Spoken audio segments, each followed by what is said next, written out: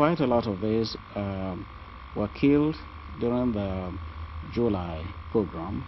And I myself, I'm not an Igbo man, but I was to be killed also, and I just managed to escape.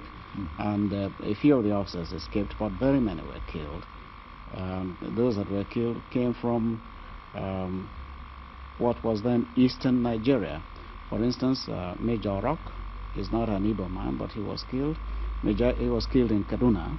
Major Kanam was killed in Lagos, and he is not an Igbo man. And several others like that. I'm trying to say that the people, the officers killed, came not just from one tribe, but from the eastern Nigeria as it then was. Yes. And so there you are. It was lucky for those of us that escaped. Yes.